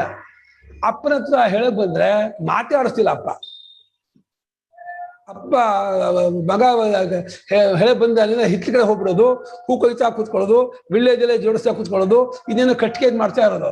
ಅಪ ಅಪ ಅಂತಂದ್ರು ನಮಸ್ತೆ ವೃದ್ಧಮನ್ನು ಮಂತ್ರ ಹೇಳ್ತಾ ಕೂತ್ಕೊಂಡ್ಬಿಡೋದು. ಏನ್ ಮಾಡಿ ಮಗನ ಮಾತು ಕೇಳಿಸ್ತಿರ್ಲಿಲ್ಲ. ಅವ್ನು ಅಪ ತಪ್ಪಾಯ್ತು ಅಂತ ಏನಂದ್ರು ಮಾತಾಡ್ತಿರ್ಲಿಲ್ಲ. ಅಷ್ಟವ್ರು ಬೇಜಾರಾಗ್ಬಿಟ್ಟಿತ್ತು. ಹೇಳಿದ್ರು ಊರಿನವ್ರು, ಹೋಗೋ ಹೇಳೋ ಅಪ್ಪನ ಬೇಜಾರಾಗಿದೆ, ತುಂಬಾ ಇದೆಯಾ, ನಿನ್ನ ಅಪ್ಪನ ಮಾತು ಕೇಳಿದ್ರೆ ಅವ್ನು ಹೋಗಿ ಏನಂದ್ರೆ ಕೇಳ್ತಾನೆ ಇರಲಿಲ್ಲ. ಅಷ್ಟು ಬೇಜಾರು ಮಾಡ್ಬಿಟ್ಟಿದ್ರು. ಅವನೇನು ಬೈದಿರ್ಲಿಲ್ಲ, ಇದೇನು ಒಂದು ದಿವಸಕ್ಕೆ ಮಾತು ಕೇಳಿಲ್ಲ ಅಂದ್ರೆ ಅಷ್ಟು ಬೇಜಾರು ಮಾಡ್ಕೊಂಡ್ಬಿಟ್ಟಿದ್ರು. ಎಷ್ಟು ಸೂಕ್ಷ್ಮವಾಗಿರ್ತಾರೆ ಅಂತ ಕೆಲವು ತಂದೆಗಳು. ಮಲ್ಲಿಗೆ ಬಳ್ಳಿ ಏಣಿ ಹತ್ಬಿಟ್ಟು ಮಲ್ಲಿಗೆ ಕೊಯ್ತಿದ್ದಾಗ ಹೋಗಿದಾರಂತೆ. ಹೋದಾಗ ಅಪ್ಪ ಅಪ್ಪ ಅಂದ್ರೆ ಸಂಗೀತ ಹೇಳ್ತಿದ್ರಂತೆ ಅವರು. ಅಪ್ಪ ಅಮ್ಮಂದಿರದು ತಪ್ಪಿದ್ರೆ ಅವ್ರ ಬಗ್ಗೆ ಅದೇನು ಪರಿಯಲ್ಲ, ಪಾಪ ಎಲ್ಲ ಮಕ್ಕಳೇ ಮಾಡ್ಬೇಕು. ಅಪ್ಪ ಅಮ್ಮನ ತಪ್ಪನ್ನು ನಾವು ನೋಡೋ ಹಾಗಿಲ್ಲಮ್ಮ, ನಮ್ಗ ಅಧಿಕಾರ ಇಲ್ಲ. ನಾವು ಅಪ್ಪ ಅಮ್ಮನ್ ತಿದ್ದೋದಾಗ್ಲಿ ಅಪ್ಪ ಅಮ್ಮನ್ ಹೇಳೋದಾಗ್ಲಿ ಆ ಅಧಿಕಾರ ನಮ್ಗೆ ಶಾಸ್ತ್ರ ಕೊಟ್ಟಿಲ್ಲ.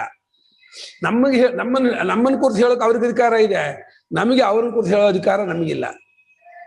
ಶಾಸ್ತ್ರ ಒಪ್ಪಲ್ಲ, ಸ್ವಲ್ಪ ಸರಿ ಇಲ್ಲ, ಶಾಸ್ತ್ರ ಒಪ್ಪಲ್ಲ ಅದನ್ನ. ಅನುಪಮ ಅವ್ರು ಹೇಳಿದ್ದು ಅದು ಅಮ್ಮನ ವರ್ಷ, ಅವ್ರದ್ದು ಅಮ್ಮ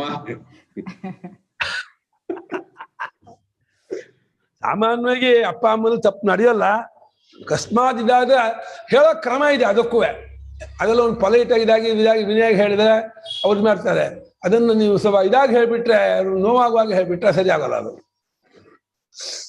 ಅಥ ಯದ್ಯಪ್ಯೇನಾನ್ ಉತ್ಕ್ರಾಂತ ಪ್ರಾಣಾನ್ ಅಥ ಯದ್ಯಪ್ಯೇನಾನ್ ಉತ್ಕ್ರಾಂತ ಪ್ರಾಣಾನ್ ಶೂಲೇನ ಸಮಾಸಂ ಯದಿಶಂ ದಹೇತ್ ಶೂಲೇನ ಸಮಾಸಂ ಯದಿಶಂ ದಹೇತ್ ಏವೈನಂ ಬ್ರೂಯುಃ ಏವೈನಂ ಬ್ರೂಯುಃ ಸೀತಿ ನ ಮಾತೃಃ ಸೀತಿ ನ ಭ್ರಾತೃಃ ಸೀತಿ ನ ಸ್ವಸುರಃ ಸೀತಿ ನ ಆಚಾರ್ಯಃ ಸೀತಿ ನ ಬ್ರಾಹ್ಮಣಃ ಸೀತಿ. ಭ್ರಾತೃಃ ಸೀತಿ ನ ಸ್ವಸುರಃ ಸೀತಿ ನ ಆಚಾರ್ಯಃ ಸೀತಿ ನ ಬ್ರಾಹ್ಮಣಃ ಸೀತಿ. ಅಥ ಯದ್ಯಪ್ಯೇನಾನ್ ಉತ್ಕ್ರಾಂತ ಪ್ರಾಣಾನ್ ಶೂಲೇನ ಸಮಾಸಂ ಯದಿಶಂ ದಹೇತ್ ಏವೈನಂ ಬ್ರೂಯುಃ ಪಿತೃಃ ಸೀತಿ ನ ಮಾತೃಃ ಸೀತಿ ನ ಭ್ರಾತೃಃ ಸೀತಿ ನ ಸ್ವಸುರಃ ಸೀತಿ ನ ಆಚಾರ್ಯಃ ಸೀತಿ ನ ಬ್ರಾಹ್ಮಣಃ ಸೀತಿ. ಅಥ ಯದಿ ಅಪಿ ಏನಾನ್ ಉತ್ಕ್ರಾಂತ ಪ್ರಾಣಾನ್ ಶೂಲೇನ ಸಮಾಸಂ ಯದಿಶಂ ದಹೇತ್ ಏವೈನಂ ಏವ ಏನಂ ಬ್ರೂಯುಃ ಯಾವ ಸಂಧಿ? ಬ್ರೂಯುಃ ಪಿತೃಃ ಅಸಿ ಇತಿ ನ ಮಾತೃಃ ಅಸಿ ಇತಿ ನ ಭ್ರಾತೃಃ ಅಸಿ ಇತಿ ನ ಸ್ವಸುರಃ ಅಸಿ ಇತಿ ನ ಆಚಾರ್ಯಃ ಅಸಿ ಇತಿ ನ ಬ್ರಾಹ್ಮಣಃ ಅಸಿ ಇತಿ. ಇನ್ನು ಅಥಾನ ಇನ್ನು ಯದ್ಯಪಿ ಒಂದು ವೇಳೆ ಏನಾನು ಇದೇ ತಂದೆ ತಾಯಿ ಅಣ್ಣ ತಂಗಿ ಅಕ್ಕ ಆಚಾರ್ಯ ಬ್ರಾಹ್ಮಣರನ್ನ ಸತ್ತೋದ್ಮೇಲೆ ಉತ್ಕ್ರಾಂತ ಪ್ರಾಣ ಹೋದ್ಮೇಲೆ ಅವರನ್ನ ಶೂಲಕ್ಕೆ 3 ಕಡೆ ಶೂಲಕ್ಕೆ ಚುಚ್ಚಿಸ್ಕೊಂಡು ಎತ್ಕೊಂಡು ಹೋಗಿ ಆ ಸ್ಮಶಾನ ತಗೊಂಡೋಗಿ ಚಿತೆ ಮೇಲೆ ಇಟ್ಟು ಸುಟ್ಟರು ಯಾರು ನಿನ್ನ ತಂದೆಯನ್ನು ಕೊಂದವನು ತಾಯಿಯನ್ನು ಕೊಂದವನು ಅನ್ನಲ್ಲ. ಉತ್ಕ್ರಾಂತ ಪ್ರಾಣರಾದವರನ್ನ ಯಾರು ಮಾಡಲ್ಲ. ಯಾರು ಒಂದು ಶ್ರುತಿ ಅಷ್ಟರ ಮಟ್ಟಿಗೆ ಹೇಳ್ತಾರೆ, ಶೂಲೇನ ಸಮಾಸನ ಕೂಡಿಸೋದು. ಶೂಲಕ್ಕೆ ಚುಚ್ಕೊಂಡು ಹೊಟ್ಟೆಗೋ ಇದಗೋ ಶೂಲಕ್ಕೆ ಚುಚ್ಕೊಂಡು ಹೀಗೆ ಎತ್ಕೊಂಡು ತಗೊಂಡು ಹೋಗಿ ವ್ಯತ್ಯಸ್ತವಾಗಿ ಇಟ್ಟಿಟ್ಟು ಹೀಗಿಗೋ ಇಟ್ಟು ಹೆಂಗ್ ಸುಟ್ಟರು ಕೂಡ ಅಪ್ಪನ್ನೇ ಕೊಂದವನು ತಾಯಿಯನ್ನೇ ಕೊಂದವನು ಈ ರೀತಿಯಾಗಿ ಯಾರು ಅನ್ನಲ್ಲ. ಅಲ್ಲ ಅದನ್ನು ಮಾಡಬಾರ್ದು, ಆ ವಿಷಯ ಬೇರೆ, ಶಾಸ್ತ್ರ ಒಪ್ಪಲ್ಲ. ಲೋಕದಲ್ಲಿ ತಾಯಿನೇ ಕೊಂದವನು ಅಂತ ಅನ್ನಲ್ಲ ಅಂತ ಶ್ರುತಿ ಪ್ರಾಣ ಹೆಚ್ಚು ಅಂತ ಅನ್ನೋ ವ್ಯತಿರೇಕ ತೋರ್ಸೋಕ್ಕೋಸ್ಕರವಾಗಿ ಶೂಲದಿಂದ ಸೇರಿಸಿಕೊಂಡು ವ್ಯತ್ಯಸ್ತವಾಗಿ ಅಂದ್ರೆ ಸಾಮಾನ್ಯವಾಗಿ ತಲೆ ಮೇಲಕ್ಕೆ ಮಾಡಿ ಹೊಟ್ಟೆ ತಲೆ ಮೇಲಕ್ಕೆ ಮಾಡಿ ದಕ್ಷಿಣ ತಲೆಗೆ ಮಾಡಿಕೊಂಡು ಕಾಲು ಕಟ್ಟಿ ಕೈ ಕಟ್ಕೊಂಡು ಸುಡ್ತಾರೆ. ಅಕಸ್ಮಾತ್ ಬೊಗಸಿಬಿಟ್ಟು ತಲೆನೂ ಹೊಟ್ಟೆನೂ ಈ ಕಡೆ ಮಾಡು ಸುಟ್ರೆ ಹಾಗೆ ಮಾಡಿ ಏನು ಅನ್ನಲ್ಲ. ಆಗ ಸುಟ್ಟು ಅದೇನು ಶರೀರ ತಲೆ ಸುಡ್ತಿರೋದು ಅಂತೇಳಿ ಅದಕ್ಕೆ ನೀನು ತಂದೆಯನ್ನೇ ಕೊಂದವನು ತಾಯಿಯನ್ನೇ ಕೊಂದವನು ಅಣ್ಣನ್ನೇ ಕೊಂದವನು ತಮ್ಮನ್ನೇ ಕೊಂದವನು ತಂಗಿ ಕೊಂದವ ಅನ್ನಲ್ಲ. ಪ್ರಾಣ ಹೋದ್ಮೇಲೆ ನೈವೈನಂ ಬ್ರೂಯುಃ ಅವ್ರನ್ನ ಹೇಳಲ್ಲ, ನೀನು ತಂದೆ ಕೊಂದವನು ಇತ್ಯಾದಿ ಹೇಳೋದಿಲ್ಲ ಅಂತ. ಅಂದ್ರೆ ಪ್ರಾಣನೇ ತಂದೆ ತಾಯಿ ಅಂತ ಅನ್ವಯ ವ್ಯತಿರೇಕ ತೋರ್ಸೋಕ್ಕೋಸ್ಕರ ಈ ರೀತಿ ಹೇಳ್ತಾ ಇದೆ. ಈ ಪಾರ್ಸಿ ಇತ್ಯಾದಿ ಜನಾಂಗದಲ್ಲಿ ಸತ್ತ ತಂದೆ ತಾಯಿ ಹೆಣವನ್ನ ದೊಡ್ಡ ಟವರ್ ಮೇಲೆ ತಗೊಂಡೋಗಿ ಅಲ್ಲಿ ಚಿಂದಿ ಮಾಡಿ ಇಟ್ಬಿಟ್ಟು ಬರ್ತಾರಂತೆ. ಅದು ಚಿಂದಿ ಮಾಡಲ್ವಾ, ಬರೀ ಬಿಟ್ಟು ಬರ್ತಾರೆ. ಗಿಡಕ್ಕೇನು ನೇತಾಕ್ತಾರಂತೆ, ಅದು ಹಕ್ಕಿಗಳೆಲ್ಲ ಬಂದು ತಿನ್ಕೊಳ್ಳುತ್ತಂತೆ. ಅದು ಟವರ್ ಮೇಲೆ ಇಡ್ತಾರೆ, ಟವರ್ ದೊಡ್ಡ ಟವರ್ ಆಫ್ ಸೈಲೆನ್ಸ್ ಏನೋ ಅಂತಾರೆ ಅದಕ್ಕೆ ಅನ್ಸುತ್ತೆ. ಪ್ರಸನ್ನ ನಮ್ಮಲ್ಲೂ ಕಡಿಯೋಲ್ಲ, ಸುಳ್ಳು ಮಾಡಲ್ಲ. ಯಪ್ಪ ಅದು ಕೇಳಕ್ಕೆ ಒಂಥರ. ಪಶ್ಚಿಮ ಬಂಗಾಳ ಬ್ರಾಹ್ಮಣರನ್ನ ಮುಖ ಕೆಳಗ್ ಮಾಡಿ ಮಲಗ್ ಸುಡೋದ್ ನೋಡಿದ್ದೀನಿ. ಹೌದಾ? ಶೆಟರ್ಜಿ ಅಂತ ನನ್ನ ಫ್ರೆಂಡ್ ಹೋಗಿದ್ರು, ಅವ್ರ ಫಾದರ್ ಹೋಗ್ಬಿಟ್ರು, ಚಿತೆ ಮೇಲೆ ಉಲ್ಟಾ ದಬ್ಬಾಕಿ ಮಲಗಿಸಿ ಸುಟ್ರು. ಕೇಳ್ದೆ ನಮ್ ಸಂಪ್ರದಾಯ ಪುರೋಹಿತರನ್ನೇ ಕೇಳ್ದೆ, ಯಮ ರಿವಾಜ ಅಂದ್ಬಿಟ್ರು, ನಮ್ ಪದ್ಧತಿ ಇದು ಅಂದ್ಬಿಟ್ರು. ಯಾಕೆಂದ್ರೆ ನಮ್ಮಲ್ಲಿ ಯಾಕೆ ಬರ್ತೀನಿ, ನಾವು ಆ ಚಿತೆ ಮೇಲೆ ಇದ್ದಾಗ ಆ ಹೆಣಕ್ಕೆ ಹೋಮ ಇರುತ್ತೆ, ಸಪ್ತ ಹೋಮಗಳು. ಹೋಮ ಇರೋದು ಕರ್ಣಯೋಶ್ವರ ಮೈಸೂರು ವಾಂಗ್ಮ ಆಸನ್ ವಾಂಗ್ಮ ಆಸನ್ ರಸೋ ಪ್ರಾಣ ಅಕ್ಷೋ ಚಕ್ಷು ಕರ್ಣಯೋಶ್ರೋತ್ರಂ ಬಾಹು. ಈ ರೀತಿ ಆ ಮಂತ್ರದಿಂದ ತುಪ್ಪದಲ್ಲಿ ಅದಕ್ಕೆಲ್ಲ ಹೋಮ ಮಾಡಬೇಕು ಆಯಾ ಅವಯಕ್ಕೆ. ಅಲ್ಲಿ ಹೀಗೆ ಮಲಗಿಸ್ಬಿಟ್ರೆ ಹೋಮ ಮಾಡೋಕ್ಕಾಗಲ್ಲ. ಅದಕ್ಕೋಸ್ಕರವಾಗಿ ತಲೆ ಮೇಲ್ ಮಾಡಿ ಹೊಟ್ಟೆ ಮೇಲಕ್ಕೆ ಮಾಡಿ ಮಲಗಿಸಿ ಆಯಾ ಅವಯಕ್ಕೆಲ್ಲ ಇಟ್ಟು, ಆಮೇಲೆ ಸುಮಂಗಲಿಯಾಗಿ ಹೋಗಿದ್ರೆ ಅವರ ಬಾಯೊಳಗ ಮೂಗಿನ ಮೇಲೆ ಒಂದು ಚಿನ್ನದ ಗುಂಡನ್ನು ಇಡ್ತಾರೆ. ಗುರುಗೂ ಚಿನ್ನದ ಇಡಬೇಕು ಅಂತ ಹೇಳಿದ್ದಾರೆ, ಚಿನ್ನದ ಪೀಸ್ ಇಡ್ತಾರೆ. ಕೆಲವು ಕಡೆ ಇದೆ ಪದ್ಧತಿ, ಕೆಲವು ಕಡೆ ಇಲ್ಲ. ಅದೇನೋ ಅದು ಬರೀ ಬಾಡಿ ಆಗುತ್ತೆ ಅಲ್ವಾ? ಬಾಡಿ ಅಷ್ಟೇ. ಆದ್ರೆ ನಮ್ ಶಾಸ್ತ್ರ ಹೋಗಿರತ್ತೆ ಅಂದ್ರು ನಮ್ ಶಾಸ್ತ್ರ ಏನ್ ಹೇಳ್ತೆ ಗೊತ್ತಾ, ಆ ಬಾಡಿ ಸುತ್ತದಲ್ಲೇ ತಿರುಗಾಡ್ತಾ ಇರತ್ತೆ ಆ ಜೀವ ಅಂತ. ಬಾಡಿ ಸುತ್ತ ಓಡಾಡ್ತಿರತ್ತೆ. ಅದಕ್ಕೆ 11 ದಿವಸ ಸಂಸ್ಕಾರ ಆಗೋವರೆಗೂ ಅದು ಅಲ್ಲೇ ಇರುತ್ತೆ. ಅದು ಪ್ರತಿನಿತ್ಯ ಪಿಂಡ ಪ್ರದಾನ ಮಾಡಿ ಅದಕ್ಕೆ ವಾಸೋದಕ ತಿಲೋದಕ ಇತ್ಯಾದಿಗಳನ್ನು ಕೊಟ್ಟು ಸಪಿಂಡೀಕರಣ ಆದ್ಮೇಲೆ ಪ್ರೇತತ್ವ ನಿವೃತ್ತಿ ಆದ್ಮೇಲೆ ಅವ್ರು ಹೊರಟೋಗುತ್ತೆ. ಅಲ್ಲಿವರೆಗೂ ಅದರ ಭಾವನೆ ಸಂಸ್ಕಾರ ಇನ್ನೊಂದು ಇಲ್ಲೇ ಇರುತ್ತೆ ಅಂತ. ಹೇಗೆ ಮನೆ ಹತ್ರ ಎಲ್ಲಿತ್ತು, ಮನೆ ಹತ್ರ ಅಲ್ಲ, ಶವದ ಹತ್ರ ಇರುತ್ತೆ. ಮನೆ ಹತ್ರ ಅಲ್ಲ, ಆ ಶವದ ಜೊತೆಗೆ ಹತ್ರದಲ್ಲೇ ಇರುತ್ತದು. ಹಾಗಾಗಿ ಸ್ಮಶಾನದಲ್ಲಿ, ಅದಕ್ಕೆ ಸ್ಮಶಾನದಲ್ಲೇ ನಾವು ಅಲ್ಲಿ ಪ್ರತಿನಿತ್ಯ ಪಿಂಡ ಪ್ರದಾನ ಮಾಡೋದು, ವಾಸೋದಕ ತಿಲೋದಕ ಕೊಟ್ಟು ಅಲ್ಲಿ ಒಂದು ಶಿಲೆ ಅಂತಿಟ್ಟು ಆ ಶಿಲೆಗೆ ಅದನ್ನು ಆವಾಹನೆ ಮಾಡಿ ಅವನಿಗೆ ಕೊಟ್ಟೆದ್ ಮಾಡಿ ಆಮೇಲೆ ಪಿಂಡವನ್ನ ಹದ್ದಿಗೆ ಕಾಗೆಗೆ ಅದಕ್ಕೂ ಕೊಡ್ತಾರೆ. ಅದನ್ನ ನಾಯಿ ಕೋತಿ ತಿನ್ಬಾರ್ದು, ಪಕ್ಷಿಗಳು ತಿನ್ಬಹುದು ಅಂತ. ಕಾಗೆ ಹದ್ದು ಇದನ್ನ ತಿನ್ಬಹುದು ಅಂತ. ಅದು ತಿಂದೆ ಹೋದ್ರೆ ನೀರಿಗೆ ಹಾಕ್ಬಿಡ್ತಾರೆ. ಮೀನು ತಿನ್ಬಹುದು, ಮೀನು ಕೊಡ್ತಾರೆ. ನಾಯಿ ಕೋತಿ ಇದೆಲ್ಲ ತಗೋಬಾರ್ದು ಅಂತ ನಿಷೇಧ ಮಾಡಿದ್ದಾರೆ. ಗೃದ್ಧವಾಯಸ ರೂಪೇಣ ಅಂತ ವಾಕ್ಯ ಇದ್ದು ಆರುವನ್ನು ತಿನ್ಬಿಡುವುದು. ಅದೇನೋ ಇದು ಅಪರ ಪ್ರಯೋಗದ ವಿಚಾರ ಇರ್ಲಿ. ಅಥ ಏನಾನೇವ ಉತ್ಕ್ರಾಂತ ಪ್ರಾಣಾನ್ ತ್ಯಕ್ತ ದೇಹನಾಥಾನ್ ಶೂಲೇನ ಸಮಾಸಂ ಸಮಸ್ಯಾ ಯದ್ಯಪಿ ಶೂಲೇನ ಸಮಾಸಂ ಸಮಸ್ಯಾ ಯದಿ ಸಂದಹೇತ್ ವ್ಯತ್ಯಸ್ಯ ಸಂದಹೇತ್ ಏವಮಪಿ ಅತಿಕ್ರೂರಂ ಕರ್ಮ ಸಮಾಸಂ ವ್ಯತ್ಯಾಸಾದಿ ಪ್ರಕಾರೇಣ ದಹನಲಕ್ಷಣಂ ದೇಹ ಸಂಬಂಧಮೇವ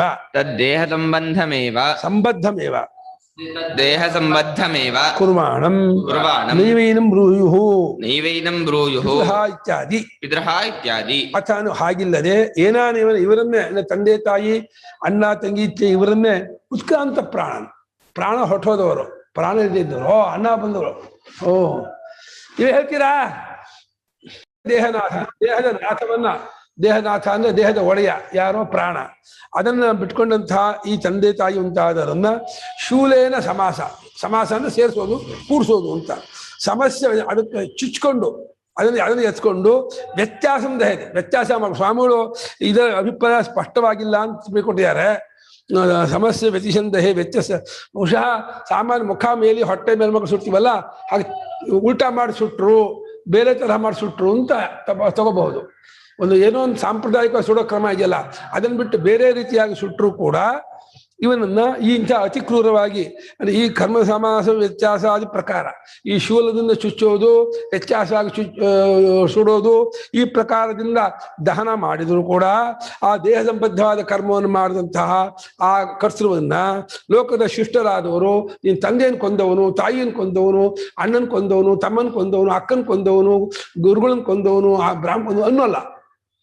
ಯಾಕೆಂದ್ರೆ ದೇಹ ಪ್ರಾಣ ಹೋಗಿ ದೇಹಕ್ಕೆ ಏನು ಕಿಮ್ಮತ್ತಿಲ್ಲ, ಬೆಲೆ ಇಲ್ಲ ಅಷ್ಟೇ. ದೇಹಕ್ಕೊಂದು ಸಂಸ್ಕಾರ ಆಗಬೇಕು ಮಾಡ್ತಾ ಇದ್ದಾರೆ ಹೊರತು ಪ್ರಾಣವೇ ಮುಖ್ಯ ಅಲ್ಲಿ ಅಂತ ಮಾಡ್ತಾರೆ. ಆಮೇಲೆ ತಸ್ಮಾತ್ ಅನ್ವಯ ವ್ಯತಿರೇಕಾಭ್ಯಾಂ ಅವಗಮ್ಯತೆ ಏತತ್ ಪಿತ್ರಾದ್ಯಾಕ್ಷೋಪಿ ಪ್ರಾಣ ಏವೇತಿ. ಆದ್ರಿಂದ ಇದು ಗೊತ್ತಾಗುತ್ತೆ. ಅನ್ವಯ ವ್ಯತಿರೇಕ ಅನ್ನುವಂಥ ಒಂದು ಯುಕ್ತಿ.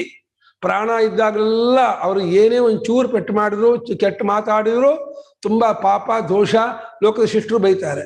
ಪ್ರಾಣ ಹೋದ್ಮೇಲೆ ಏನ್ ಮಾಡಿದ್ರು ಅದ್ರ ಬಗ್ಗೆ ಏನು ಅಪರಾಧವಲ್ಲ ಅಂತ ಹೇಳಿ ಈ ಒಂದು ಯುಕ್ತಿಯಿಂದ ಇದು ಗೊತ್ತಾಗತ್ತೆ. ತಂದೆ ತಾಯಿ ಮುಂತಾದವರೆಲ್ಲರೂ ಕೂಡ ಪ್ರಾಣನಿಗೆ ಹೆಸರೇ ಹೊರತು ದೇಹಕ್ಕಲ್ಲ. ಆದ್ರಿಂದ ತಂದೆ ತಾಯಿ ಮುಂತಾದವರ ಪ್ರಾಣರೇ. ಹಾಗಾಗಿ ಪ್ರಾಣ ಇವೆ. ಪ್ರಾಣೋ ಕೇವೀತಾನಿ ಸರ್ವಾಣಿ ಭವತಿ. ಪ್ರಾಣೋ ಕೇವೇದಾನಿ ಸರ್ವಾಣಿ ಭವತಿ. ಸವಾ ಏಷ ಏವಂ ಪಶ್ಯನ್. ಸವಾ ಏಷ ಏವಂ ಪಶ್ಯನ್. ಏವಂ ಮನ್ವಾನಃ. ಏವಂ ಮನ್ವಾನಃ. ಏವಂ ವಿಜಾನನ್. ಏವಂ ವಿಜಾನನ್. ಅತಿವಾದಿ ಭವತಿ. ಅತಿವಾದಿ ಭವತಿ. ಸಂಚೇತ್ ಬ್ರೂಯುಃ. ಸಂಚೇತ್ ಬ್ರೂಯುಃ. ಅತಿವಾದ್ಯಸೀತಿ. ಅತಿವಾದ್ಯಸೀತಿ. ಅತಿವಾದ್ಯಸ್ಮೀತಿ ಬ್ರೂಯಾತ್. ಅತಿವಾದ್ಯಸ್ಮೀತಿ ಬ್ರೂಯಾತ್. ಆಪನ್ಹುವೀತ. ಆಪನ್ಹುವೀತ. ಪ್ರಾಣೋ ಕೇವೇದಾನಿ ಸರ್ವಾಣಿ ಭವತಿ. ಸವಾ ಏಷ ಏವಂ ಪಶ್ಯನ್. ಏವಂ ಮನ್ವಾನಃ. ಏವಂ ವಿಜಾನನ್. ಅತಿವಾದ್ಯ ಭವತಿ. ಸಂಚೇತ್ ಬ್ರೂಯುಃ. ಅತಿವಾದ್ಯತಿ. ಅತಿವಾದ್ಯಸ್ಮೀತಿ ಬ್ರೂಯಾತ್. ನಾಪಹ್ನುವೀತ. ಪ್ರಾಣಃ. ಪ್ರಾಣಃ ಹಿ ಏವೈತಾನಿ. ಏವ. ಏವ ಏತಾನಿ. ಯಾವ ಸಂಧೆ? ಹಿ ಏವ ಯಾವುದು? ಏವ ಏತಾನಿ ಯಾವುದು? ಹಿ ಏವ ಎಂಟ್ ಸಂಧಿ. ಏವ ಏತಾನಿ ಏವ ಏತಾನಿ ವೃದ್ಧಿ. ವೃದ್ಧಿ ಸಂಧಿ. ಹಾ. ಸರ್ವಾಣಿ ಭವತಿ. ಸಹ ವಾ ಏಷಃ ಏವಂ ಪಶ್ಯನ್. ಏವಂ ಮನ್ವಾನಃ. ಏವಂ ವಿಜಾನನ್. ಅತಿವಾದಿ ಭವತಿ. ತಂ ಚೇತ್ ಬ್ರೂಯುಃ. ಅತಿವಾದ್ಯಸೀತಿ. ಅತಿವಾದಿ. ಅತಿವಾದಿ ಅಸಿ ಇತಿ. ಅತಿವಾದಿ. ಅತಿವಾದಿ ಅಸ್ಮಿ ಇತಿ ಬ್ರೂಯಾತ್. ನ ಅಪನ್ಹುವೀತ. ಅಪನ್ಹುವೀತ. ಪ್ರಾಣೋ ಹಿ ಪ್ರಾಣನೇ ಅಲ್ಲವೇ. ಏವ ಏತಾನಿ ಎಲ್ಲವೂ ತಂದೆ ತಾಯಿ ಅಣ್ಣ ತಮ್ಮ ಅಕ್ಕ ತಂಗಿ ಗುರುಗಳು ಬ್ರಾಹ್ಮಣ ಎಲ್ಲ ಅಷ್ಟೇ ಅಲ್ಲ.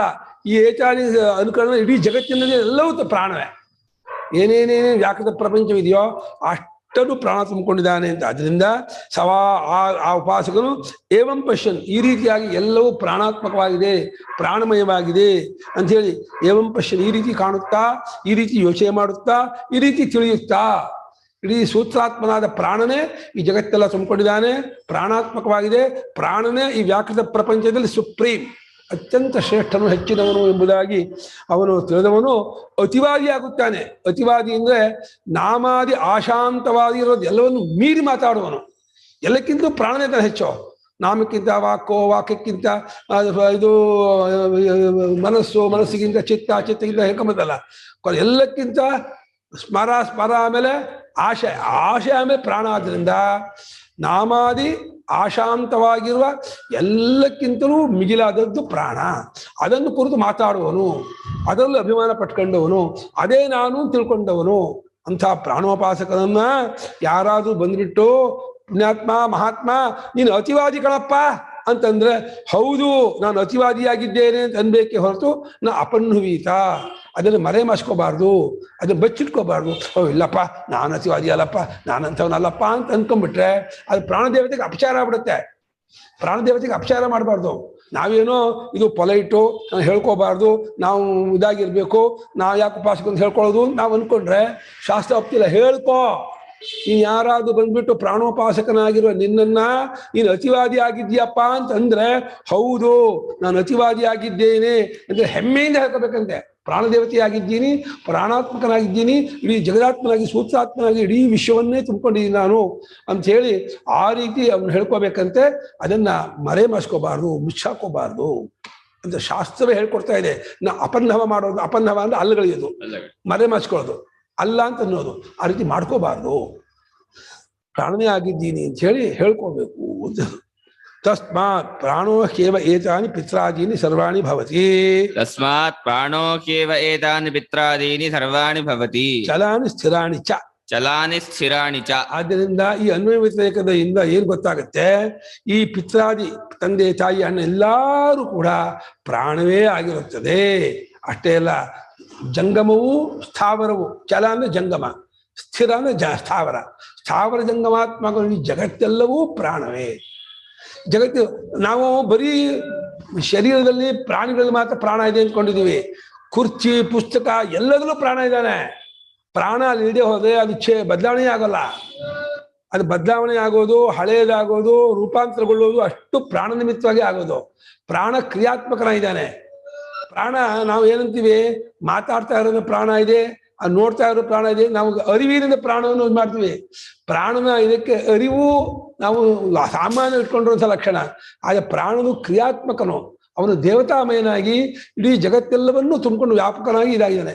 ಆ ಕ್ರಿಯಾತ್ಮಕವಾದ ಪ್ರಾಣದ ಅಭಿಮಾನ ಪಟ್ಕೊಂಡಂತಹ ಜೀವನಿಗೆ, ಚೇತನಾದ ಆತ್ಮನಿಗೆ ಹಿರಣ್ಯ ಗರ್ಭ, ಅವನು ತೇಜಸಾತ್ಮ, ಸೂತ್ರಾತ್ಮ ಅಂತ ಹೇಳಿ ಈ ರೀತಿ ಹೆಸರು. ಪ್ರಾಣದ ತತ್ವ ಕ್ರಿಯಾತ್ಮಕವಾಗಿ ಕ್ರಿಯಾಮಯವಾಗಿ ವ್ಯಾಪಕವಾಗಿ ಇಡೀ ಜಗತ್ತೆಲ್ಲ ತುಂಬಿಕೊಂಡಿದ್ದಾನೆ. ಸ್ಥೂಲ ಸೂಕ್ಷ್ಮ ಎರಡನ್ನೂ ವ್ಯಾಪಿಸ್ಕೊಂಡ್ಬಿಟ್ಟಿದ್ದಾನೆ. ಸ್ಥೂಲ ಸೂಕ್ಷ್ಮ ಹಾಗೆ ಸ್ಥೂಲವನ್ನ ವಿರಾಟ್ ಪುರುಷ ಅಂತೀವಿ, ಸೂಕ್ಷ್ಮವನ್ನ ಒಳಗಿನ ಅಂಗಿಗೆ ಹೇಗೆ ಬರೀ ಹಾಕೋತೀವ, ಹಿರಣ್ಯ ಗರ್ಭನನ್ನ ಸೂತ್ರಾತ್ಮ ಒಳಗಿನವನು ಅಂತೀವಿ. ಆದರೆ ಅವನೇ ಸ್ಥೂಲವಾಗಿ ಎಲ್ಲಾ ವ್ಯಾಕೃತ ಜಗತ್ತಿನ ಎಲ್ಲಾ ನಾಮರೂಪವಾಗಿ ತೋರಿಸ್ತಾ ಇದ್ದಾರೆ. ಪ್ರಾಣನಿಗಿಂತ ಬೇರೆ ಏನೇನು ಇಲ್ಲ ಈ ಜಗತ್ತಲ್ಲಿ, ಸಮಸ್ತವು ಪ್ರಾಣವಿದೆ. ಚಲಾನಿ ಸ್ಥಿರಾಣಿ ಅಂದ್ಬಿಟ್ರು. ಜಂಗಮವೆಲ್ಲವೂ ಸ್ಥಾವರವೆಲ್ಲವೂ ಅಷ್ಟು ಪ್ರಾಣವೇ ಆಗಿದೆ. ಸವಾ ಏಷ ಪ್ರಾಣವಿತ್ ಸವಾ ಏಷ ಪ್ರಾಣವಿತ್ ಏವಂ ಯಥೋಕ್ತ ಪ್ರಕಾರೇಣ ಪಶ್ಯನ್ ಏವಂ ಯಥೋಕ್ತ ಪ್ರಕಾರೇಣ ಪಶ್ಯನ್ ಫಲತಃ ಅನುಭವನ್ ಫಲತಃ ಅನುಭವನ್ ಏವಂ ಮನ್ವಾನಃ ಉಪಪತ್ತಿಭಿಃ ಚಿಂತಯನ್ ಏವಂ ಮನ್ವಾನಃ ಉಪಪತ್ತಿಭಿಃ ಚಿಂತಯನ್ ಏವಂ ವಿಜಾನನ್ ಉಪಪತ್ತಿಭಿಃ ಸಂಯೋಜ್ಯ ಏವಂ ವಿಜಾನನ್ ಉಪಪತ್ತಿಭಿಃ ಸಂಯೋಜ್ಯ ಏವಮೇವೇತಿ ನಿಶ್ಚಯಂ ಕುರ್ವನ್ ಇತ್ಯರ್ಥಃ. ಏವಮೇವ ಇತಿ ನಿಶ್ಚಯಂ ಕುರ್ವನ್ ಇತ್ಯರ್ಥಃ. ಭಾಷ್ಯಕಾರ ಒಂದೊಂದಕ್ಕೊಂದು ಸೇರಿಸಿದ್ದು. ಸವಾನ್ ಆ ಈತನು, ಆ ಪ್ರಾಣೋಪಾಸಕನಾಗಿರ್ತಕ್ಕಂಥ ಈತನು ಮೇಲೆ ಹೇಳಿದ ರೀತಿಯಿಂದ ಕಾಣುತ್ತಾ ಅಂದ್ರೆ ಫಲತಃ ಅನುಭವ ಅನ್ನೋದ್ರು.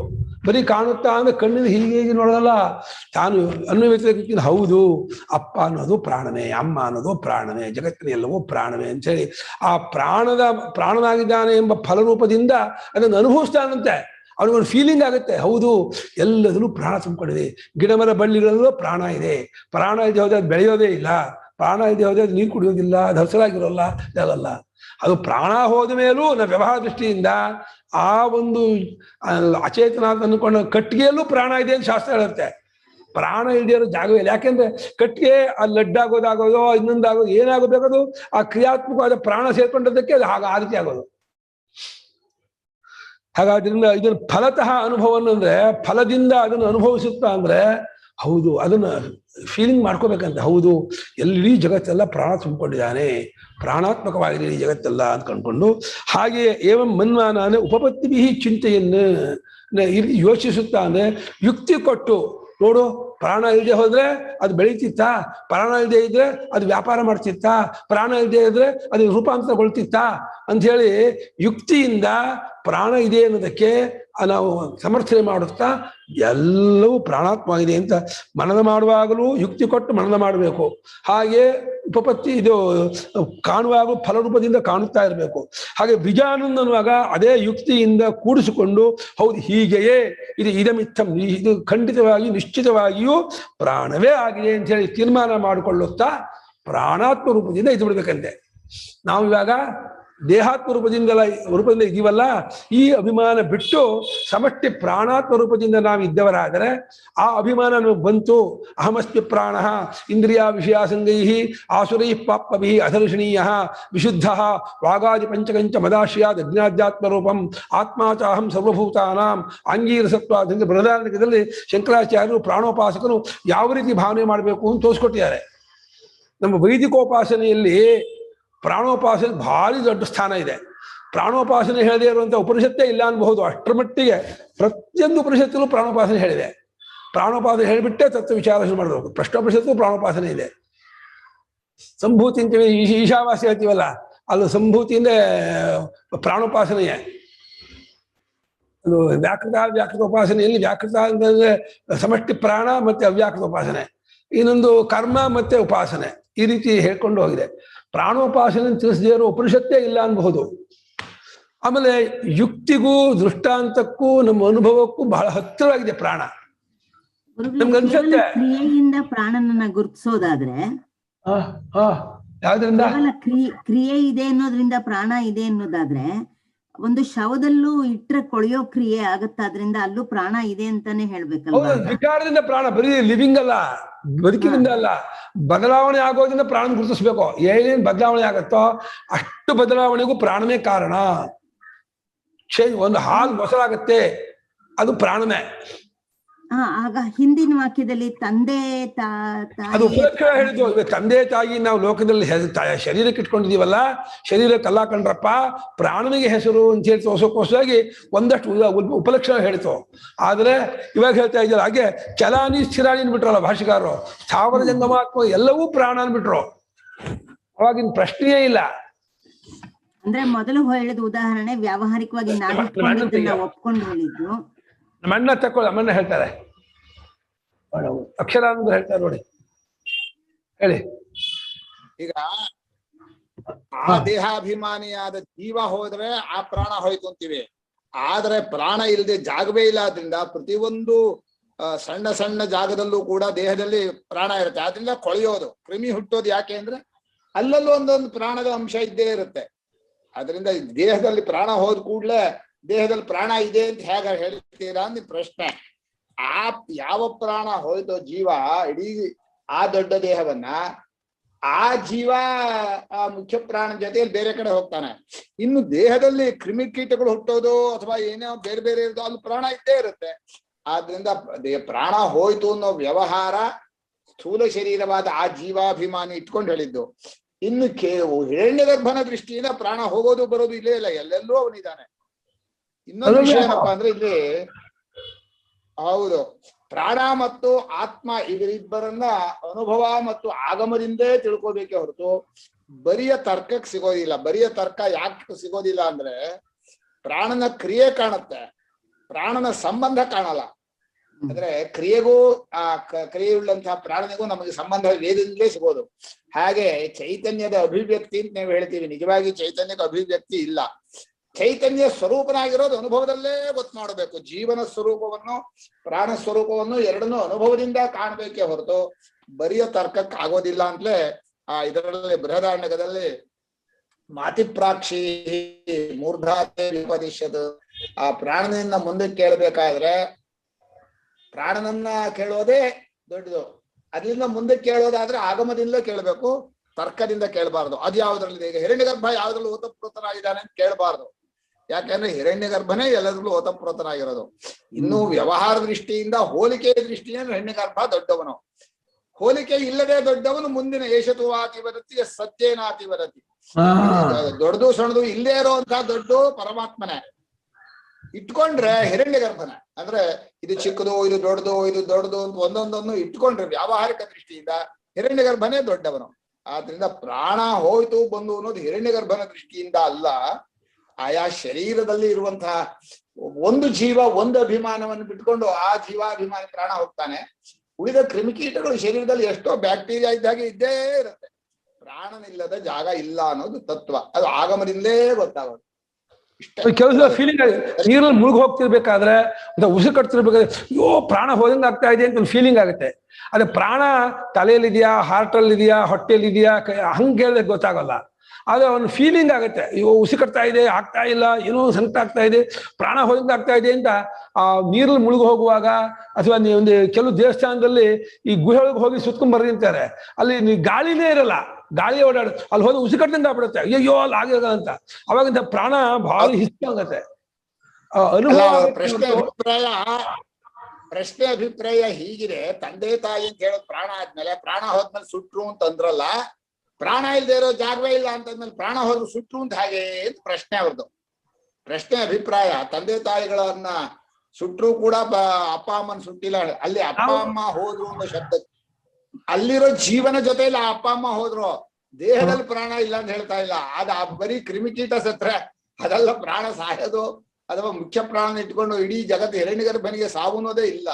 ಅದರಿಂದ ಶರೀರವನ್ನು ಸುಟ್ಟರೆ ಶರೀರದ ಕ್ರಿಮಿ ಎಷ್ಟೋ ಸಾಯತ್ತೆ ಅನ್ನೋ ನಿಜ ಕ್ರಿಮಿ ದೃಷ್ಟಿಯಿಂದ, ಆದ್ರೆ ಹಿರಣ್ಯಗರ್ಭನಿಗೆ ಸಾವಿಲ್ಲ. ಹೌದಿಲ್ಲ, ಅವನ ನೀರಿಗೆ ಹೇಗೆ ಬಾಯಾರಿಕೆ ಇಲ್ವಾ, ಸಕ್ಕರೆಗೆ ಹೇಗೆ ಸಿಹಿ ಅಲ್ವಾ, ಹಿರಣ್ಯಗರ್ಭನೇ ಪ್ರಾಣ ಮೇಲೆ ಸಾಯೋದಂತ ಬಂತು, ಬರೋದೇ ಇಲ್ಲ. ತಸ್ಮಾತ್ ಅನ್ವವಿದ್ರೇಕಾಭ್ಯಾಂ ಅವಗಮ್ಯತೆ. ಅದೇ ಇಲ್ಲಲ್ವಾ, ಇಲ್ಲಿ ಓದ್ತಾ ಇದ್ವಿ. ಮನನ ವಿಜ್ಞಾನಾಭ್ಯಾಂ ಹಿ ಸಂಭೂತ ಶಾಸ್ತ್ರಾರ್ಥೋ ನಿಶ್ಚಿತೋ ದೃಷ್ಟೋ ಭವೇತ್. ಮನನ ವಿಜ್ಞಾನಾಭ್ಯಾಂ ಹಿ ಸಂಭೂತ ಶಾಸ್ತ್ರಾರ್ಥೋ ನಿಶ್ಚಿತೋ ದೃಷ್ಟೋ ಭವೇತ್. ಮನನ ಯೋಚನೆ ಮಾಡೋದು, ವಿಜ್ಞಾನ ಅಂದ್ರೆ ತಿಳ್ಕೊಳ್ಳೋದು. ಇವುಗಳಿಂದ ತಯಾರಾಗಿರುವ ಶಾಸ್ತ್ರಾರ್ಥ ಏನಿದೆ, ನಿರ್ಣಯವಾದ ಶಾಸ್ತ್ರಾರ್ಥ ಏನಿದೆ, ಅದು ತೀರ್ಮಾನವಾಗಿ ಕಂಡದ್ದೇ ಅನುಭವದಲ್ಲಿ ಕಂಡಂಗೆ ಆಗುತ್ತೆ. ಓ ಹೌದು, ಯೋಚನೆ ಮಾಡಿ ವಿಚಾರ ಮಾಡಿ ಗೊತ್ತು ಮಾಡಿಕೊಂಡ ಅಂದರೆ ತನ್ನ ಶಾಸ್ತ್ರಾರ್ಥವು ತಾನು ನಿಶ್ಚಿತವಾದದ್ದಾಗಿ ತಾನು ಅನುಭವದಲ್ಲಿ ಕಂಡುಕೊಂಡಂಗೆ ಆಗತ್ತೆ. ಆದ್ದರಿಂದ ಏವಂ ಪಶ್ಯನ್ ಏವಂ ಮನ್ವಾನಃ ಏವಂ ವಿಜಾನನ್ ಅಂಥೇಳಿ ಮೂರನ್ನು ಹೇಳಿಬಿಟ್ಟು ಈ ರೀತಿ ಪ್ರಾಣ ಸ್ವರೂಪವನ್ನು ಗೊತ್ತು ಮಾಡ್ಕೋಬೇಕು ಅಂತ ಶಾಸ್ತ್ರ ಹೇಳ್ತಾ ಇದೆ. ಅವನು ಅತಿವಾದಿ ಆಗ್ತಾನೆ. ನಾಳೆ ಹೇಳೋಣ. 9 ಗಂಟೆ ಆಯಿತು.